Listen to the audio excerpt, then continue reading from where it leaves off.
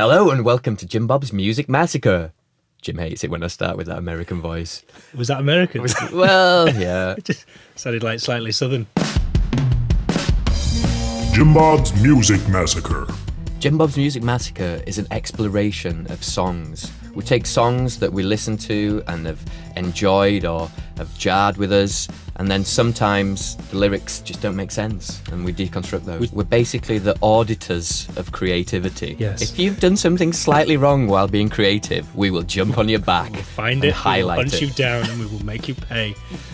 Yeah, welcome to JimBob's Music Massacre. We've got a great guest today, Jim. This is like a homecoming for me.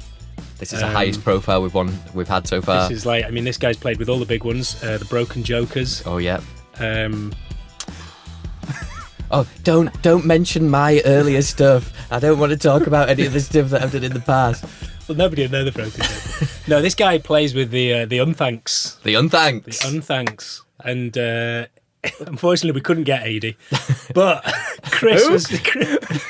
Who's that? I don't know. Roadie, you mean? We couldn't get the roadie of the Unthanks. But what we have got is we've got Chris Price, the bassist, vocalist, guitarist. What else do you play for the Unthanks? Ukulele.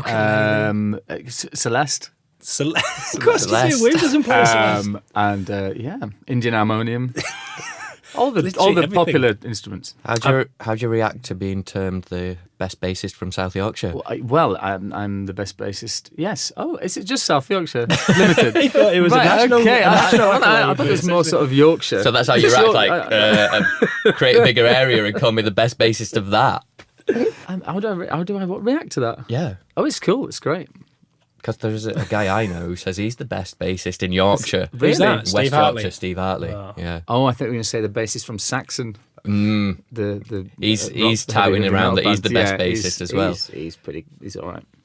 So yeah, Chris Price is going to be helping us along with these songs today, and boy, have we got some bangers And mash for dinner, and we've also got a few we've songs. also got some great songs. So should we crack on then? Let's crack on. Let's crack on with this first song then. What song is it again? Oh yeah, okay.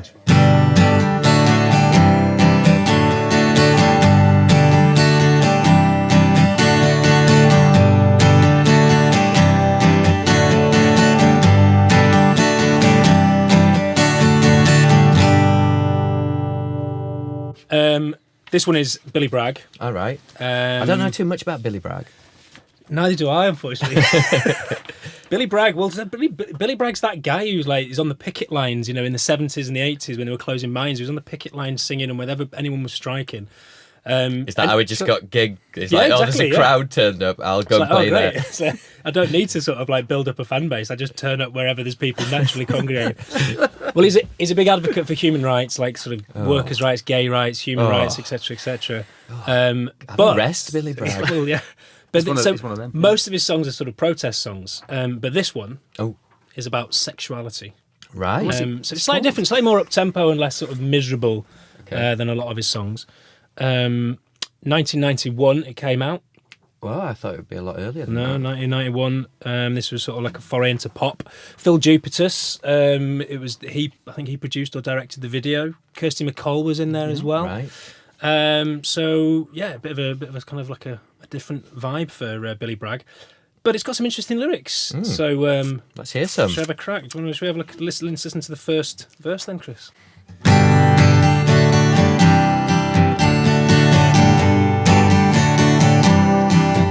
I've had relations with girls from many nations. I've made passes at women of all classes.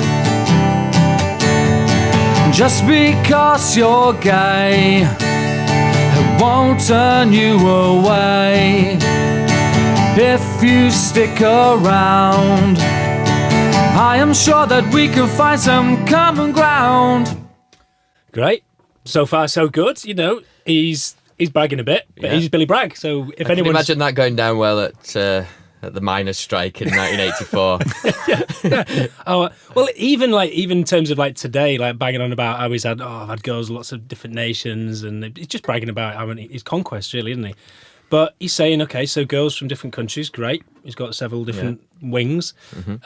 Passes at women of all classes, doesn't matter. He'll do working class, middle class, upper class, royalty. He'll even, apparently, well... He'll make passes at them. Passes at them, yeah. Passes at the asses of all the working classes.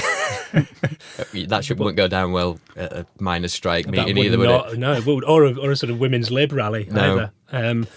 And just because you're gay, I won't turn you away. So this is where it's a slightly less convincing. It's like, oh God, yeah, mate. Any nations, yeah, do them. Any classes, yeah, do them. And if you get, well, yeah, I won't turn you away. But you're not actually committing to getting involved either, are you, Billy? Because But then, you're just making the right noises, but not really committing to it. So whether that's convincing or not, I don't know. But stick around. I'm sure you can find some common ground. All good so far. Great. It's not all good. Not so all far. good so far, but it gets worse. He's on the right track, though, isn't he? Yeah, he's on the right track, and he's trying to break down barriers, which in sort of 1991, it's different time. Different time. It wasn't quite. What was happening in 1991? 91.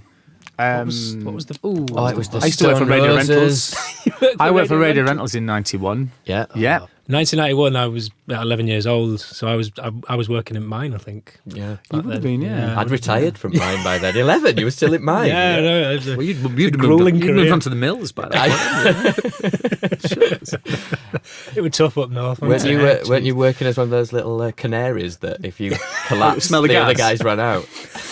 I may have worn a costume, and because I was asthmatic, I did have a predisposition which made me perfect for sort of air sensitivity within the mine shaft. But I also had a pickaxe, so you tell me, was I a miner or was I a canary? Well, in 1991, if you had a pickaxe, you were probably not that much help, Jim. It wasn't like the 1950s. I remember one day turning up at work and Billy Bragg was outside the van banging on about sexuality. I was like, dude, get out. It's like, guys, why don't you have another strike? Then were the days when I could really get a crowd together to listen to my tunes. Yeah, there was only like one person there who was like hoping for a strike just so he could rent a crowd.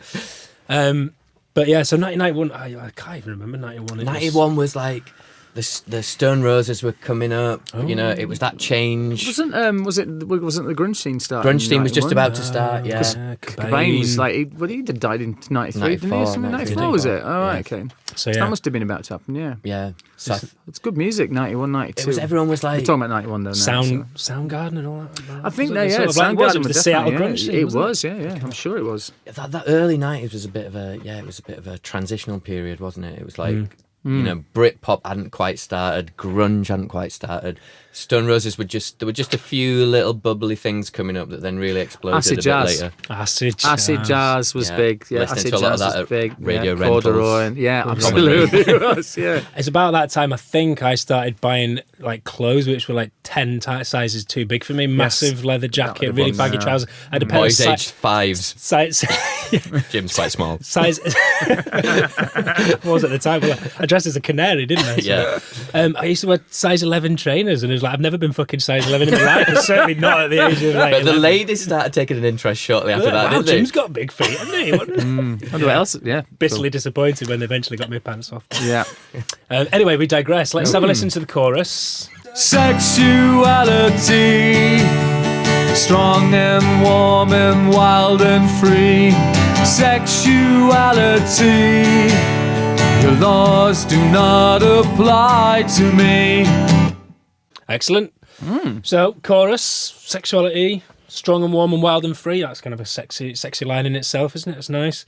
Sexuality, your laws do not apply to me. I'm no legal expert, but I'll take his word for it. Bob, you've dabbled in a bit of legal eagling. I did work in Briscoe Burgess Solicitors for 1 week during my work experience, yes. So I can be considered the legal expert here. Yes. I worked for £1 an hour back then. Wow. Yeah, it was great. That was, fucking lot of that. That's back in Barnsley in 1991. It was a lot of money, yeah. You were like one of the posh kids, weren't you? Oh, yeah. Yeah, and he did 4 hours a week as well. So it's tough, isn't it? Yeah. So all good. So far he's painting a nice picture. He's like, sexuality. Just don't be sort of. It's building up to some message. It might be a bit clunky so far, but he's building up to saying something let's really go to meaningful. The second verse, because I think in the second verse that's where he's going to really get to the verse core. I haven't learned. He's really going to get to the core of sort of like sort of equality. A nuclear submarine sinks off the coast of Sweden. Headlines give me headaches when I read 'em. I had an uncle who once played Red Star Belgrade. He said that some things are really best left unspoken, but I prefer it all to be out in the open. Billy, what have you done? We're doing so well, and then your first line in the second verse is a nuclear submarine sinks off the coast of Sweden. What? That's not very sexual. I would say that's not very sexual. Unless, of course, this is a euphemism. Unless he's like one of those highly complicated euphemisms. a nuclear submarine off the coast of Sweden. Is that his way of seeing, like going back to like saying girls from many nations? Is that his way of saying he's got his Swedish wings? He's had sex with a Swedish girl. Possibly. All right. I don't know. That's. Was there like a crisis at the time? Is he referencing something that was happening at the time? You've done your research on this, haven't you, Jim? I have done research. I remember one thing that happened in '91: a nuclear submarine sank off the coast of Sweden. Red Star Belgrade were doing all right, weren't they? They were a good band then. They're also a football team. Yeah, well. His uncle played. I think that was a weird thing because his uncle played football for Red Star Belgrade and also happened to join a band called Red Star Belgrade. Well, the Red Star Belgrade was a good pint, wasn't it? Oh no, it's just a band. It was a bit of everything, really. Yeah, Jim, stop being so restrictive. So great. So a nuclear submarine sinks off the coast of Sweden. That's his way of saying he's had sex with a Swedish girl. Fine, good. Yeah. I had an uncle who once played for Red Star Belgrade. Where are you going with this, Billy? I was talking about sexuality, and now you're banging on about your uncle and his football team. And did you really? Did he really have I mean, I know he's sort of like big socialist, but did he really have relatives over in, I'm assuming, Russia?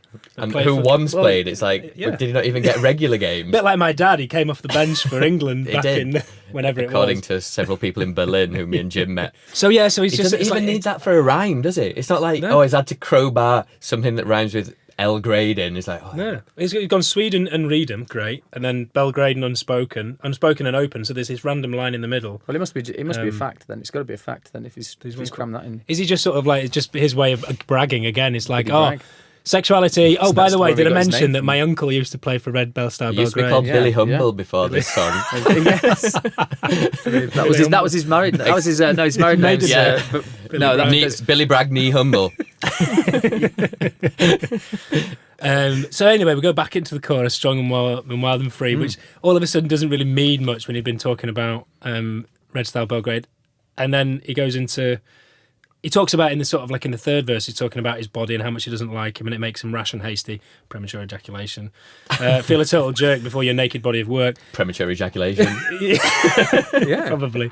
And then can we do like the last verse, Chris? I'm getting weighed down with all this information.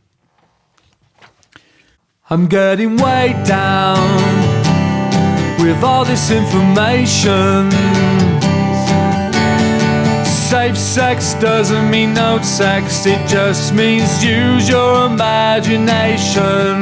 Stop playing with yourselves in hard currency hotels.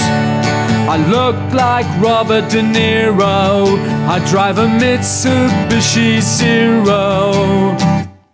Well, there we go. So, Jim, how do we make sense of this verse? I don't think you'd even fucking bother trying, to be honest. It's like... Jim, that's basically the principle of our show. If we're not going to bother with this stuff, we might as well just pack up now. I'm getting weighed down with all this information. Okay, safe sex doesn't mean no sex, it just means you use your imagination. Yeah. Well, or contraception. I mean, I'm not sure safe sex is necessary. Unless he's talking about, sex while you bungee jump. Did bungee jumping exist in 91? Yes, it did. Safe sex. That was very convincing, wasn't it? No factual basis for that comment whatsoever. It came out in 19... Chris is one of the leading scholars of bungee jumping. Started in 1990. Yeah. Excellent. Off my garage. Off your garage. Yeah. So safe sex doesn't mean no sex. Use your imagination. Stop playing with yourself in hard currency hotels. Excuse me, Mr. Bragg, but what I do in the privacy of my hard currency hotel is none of your business, or indeed in my living room, bathroom, shower. It is a pretty wank third verse, isn't it? Because it actually doesn't. It gets less and less coherent, doesn't it? Each line is a separate line from a separate song. Yeah.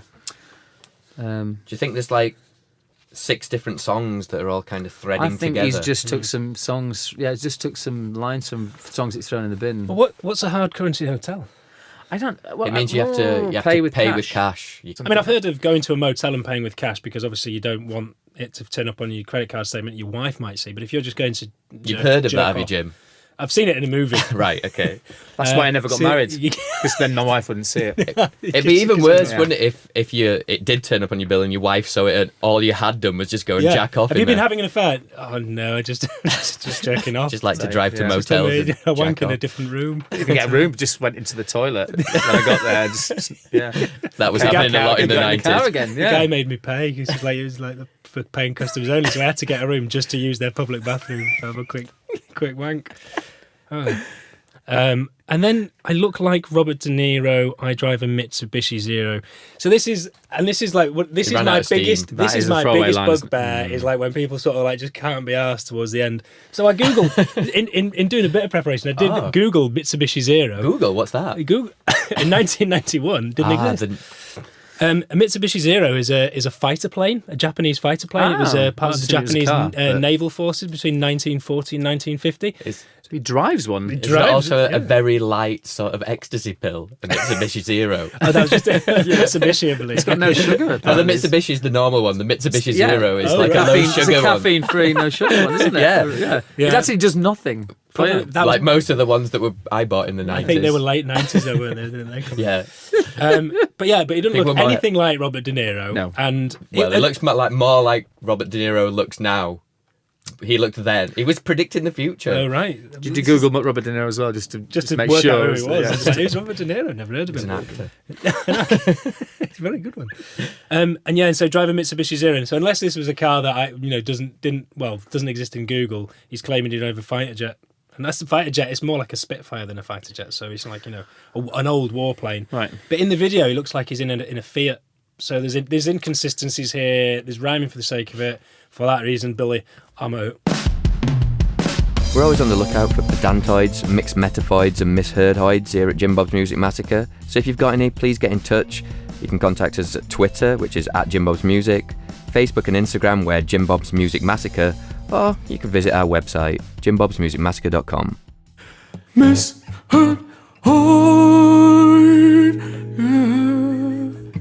Okay, so now it's time for the misheardoid section. Misheardoid. So we've misheardoid. I think Chris just said misheardoid. Because McDonald can't actually pronounce consonants because of the way he sings. So let's. Well, this week let's just do Edie's. Edie's, let's. So Edie. So this is Edie from Hitchin. Edie from Hitchin sent some in. Yeah. She sent one in for it's Frozen Let It Go. She's 6, and there's a bit in it where it says the actual lyric is the past is in the past. Kind of goes, the past is in the past, like that kind of thing. Like that, yeah. Good range. So that's probably quite loud. That was what and she sings, the past is in the hair.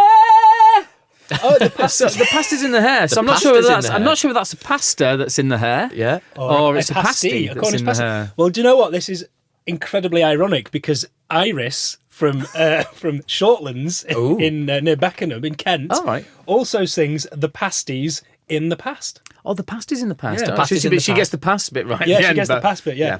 Well, just bizarrely, this just segues in coincidentally to our sponsor, Greg's, this week. Pasties from the past. Nice.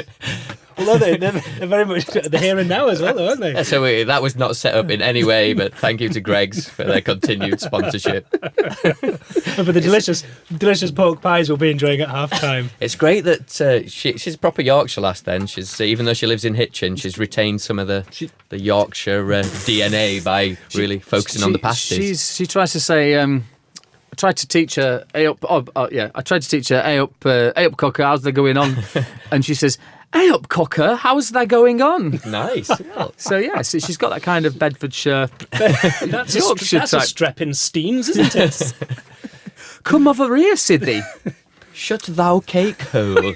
One has to addle some brass, doesn't one? So I've got a misheardoid. Can you do another misheardoid jingle?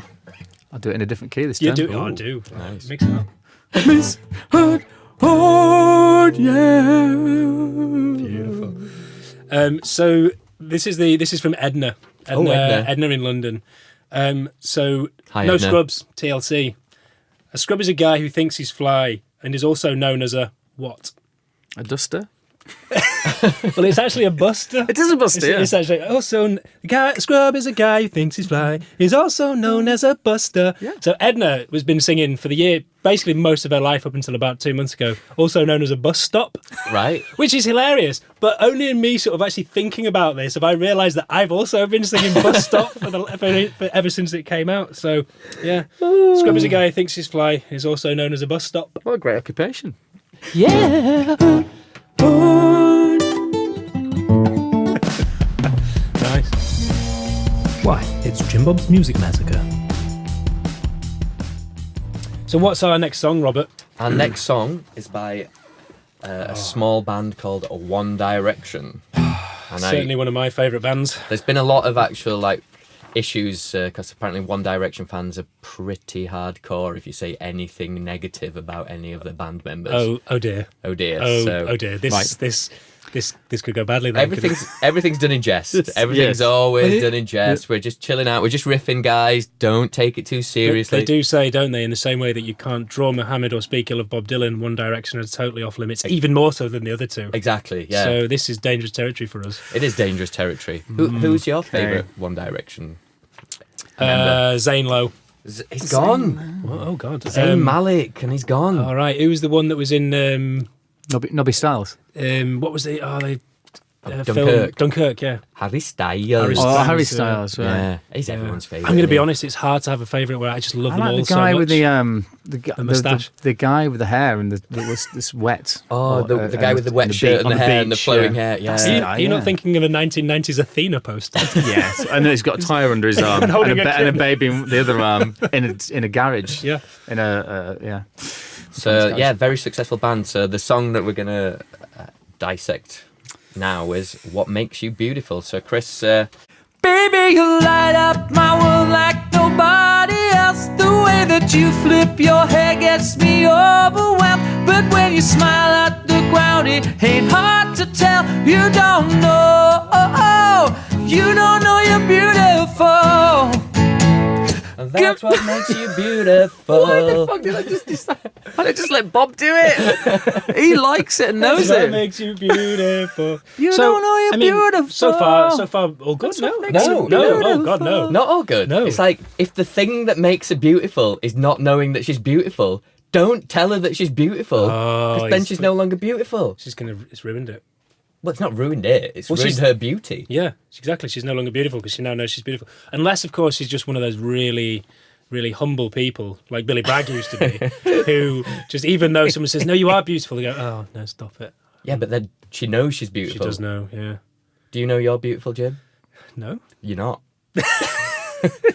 That makes That's what makes you beautiful. That's I just so sort of beautiful. almost I just started noticing this beauty in Jim just then as you said As it. soon as you tell Jim he's not beautiful, suddenly a spark of beauty exists in him, and then he realises that, and suddenly he's not beautiful again. I do feel a bit more. It's a hard. That's a hard line, isn't it? It's hard to sort of maintain that. But I do. Did it- What I do like is obviously we haven't done the first verse, but this song is generally about, like you don't need makeup to cover up. It's basically about being yourself, being natural, and accepting your inner beauty without needing for food like fucking chihuahua under your arm and high heels and makeup and all that malarkey, which I think is a great positive message for a boy band to be putting out. It is a wonderful message, but also make a bit of effort, love. Yeah, I mean, come on. you can take the lad out of Barnsley. That is. Well, the problem with these things are, it's like, normally when you see someone and you think that they're not wearing any makeup, girls have actually spent a lot of time to look like they're not wearing makeup, when in reality they're wearing a lot of subtle makeup. Is that a bit like the ladies that work on the makeup counters in sort of like British Home Stores and John Lewis? Clarence Well, girls, yeah. the Clarence girls. Like yeah. you just wouldn't know they had makeup on, would It's you? so subtle. It's amazing. It's literally like, have you just got out of bed? Have you just literally walked under that this? sort of orange line that goes. Yeah. It's hardly visible, is it? And it wasn't until I told you that you're beautiful that I ruined how beautiful you are. Also, if he's like the sort of a judge of beauty, Yeah. then I think I don't know if he's that good, because the way that you flip your hair gets me overwhelmed. I mean, It's it's quite easily, isn't it? Overwhelmed. But you know I mean, what it's I like when wouldn't you're young, innit? A girl tosses her hair in before you know it, you've spaffed in your pants. We've all been there. I haven't actually been there. This is But I awkward. think that's what makes you beautiful. I'll probably edit that bit out, I think. The way you spaff in your pants makes you beautiful. Yeah, when you think something's a universal truth and then suddenly live on a podcast you realise, oh no. So, well, I was kind of thinking that, like, you know, we're all worried, aren't we, about robots taking over? Always. Well, I think... Mate, I mean, Terminator, have you seen it? Yeah. Well, I think this could be something that did combat sort of the takeover or invasion of robots, because just the logic of it is a continual loop. It's like, you don't know you're beautiful, that's what makes you beautiful, which makes her no longer beautiful, so then she doesn't know she's beautiful, which means she's beautiful again. So basically, cyborgs would just melt down. Yeah, sort of like it does not compute. She's not beautiful. Wait, that makes her beautiful. But then if she's not beautiful, then maybe she's beautiful. Sir, we've got an unknown in Sector 2. Quick, play One Direction. We'll find out soon enough whether it's a robot.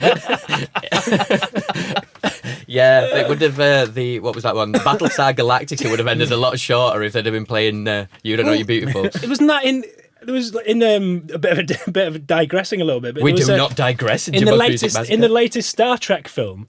The way they beat the enemy is by playing Beastie Boys, broadcasting Beastie Boys into space. Yeah, Beastie Boys for aliens, One Direction for somebody robots. It's a sabotage. So there's basically this, like, the idea is that there's a hive mind. So you've got all these like little spaceships which sort of fly as part of like in a formation. And the only way they can do that is because they're constantly communicating with each other. And the only way to break that communication is to interrupt it with the Beastie Boys sabotage, and that makes them all crash into each other and die. Jim, it's a common thread in sci-fi is Beastie Boys for aliens, One Direction for robots. Yeah.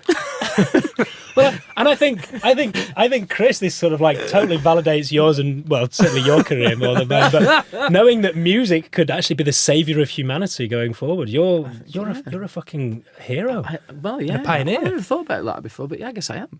Probably Becky and Rachel slightly more so. Yeah, I mean, they're probably the real heroes. If it wasn't for them, I would be. Yeah. He always has to bring that in, doesn't he? Yeah. It's almost as if a bassist is irrelevant in a band. It could be any. It's almost anybody knows the bassist. It's all about the bass. Yeah, It's all about the bass. Megan Trainor knew it, didn't she? She did, yeah. Did she? I don't think she knows a bassist, to be honest. No, she didn't. Nah. She just told to turn up and sing some stuff. So, Yeah. If only you saw what I can see, you'd understand why I want you so desperately. Right now I'm looking at you and I can't believe you don't know. You don't know you're beautiful. That's what makes you beautiful. But now you know you're beautiful. You're no longer beautiful. But now you know you're no longer beautiful. That's what makes you beautiful. Yeah. You heard it here first. Are we done with One Direction then? I think we're done. That went in several different directions, didn't it? Pedantoid, pedantoid, pedantoid, pedantoid, pedantoid. So this week's Pedantoid, Jim, you've probably seen it out and about as you travel by tube. You know, Oh, yeah? I don't travel on public transport often because Because you have a driver waiting for you, don't you? I work from home. Okay. So, but I have been on the underground a while, and there's TFL have got a new saying. So it's a series. See it, say it, sorted. Yes. Yeah. And that just does not make sense. It's like, first of all, see it, say it. It should be sort it.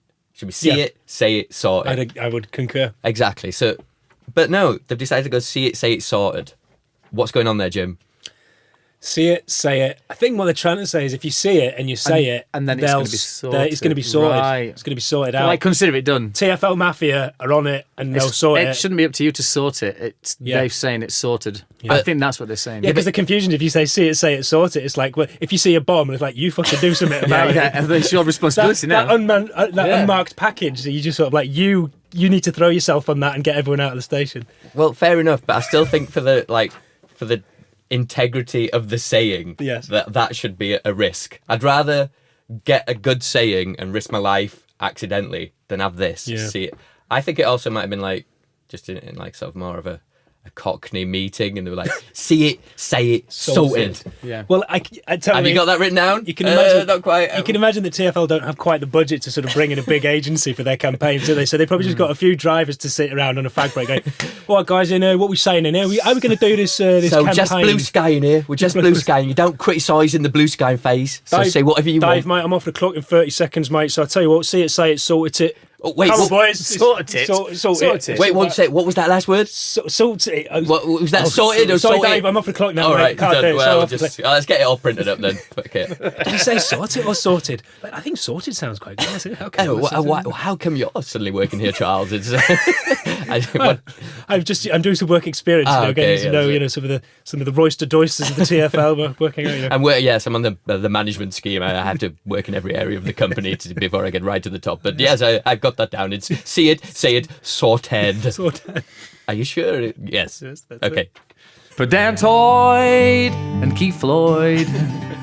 Pedantoid and pedantoid. If you've got a song you want us to massacre or some lyrics that stand out and jar and you want us to discuss them, then contact us at Twitter, which is @JimBob'sMusic, or Facebook and Instagram, where JimBob's Music Massacre, or our website is jimbobsmusicmassacre.com. If you've enjoyed JimBob's Music Massacre, then please don't hesitate to give us a little share on Facebook or retweet on Twitter or whatever it is you do on Instagram. We'd be very grateful.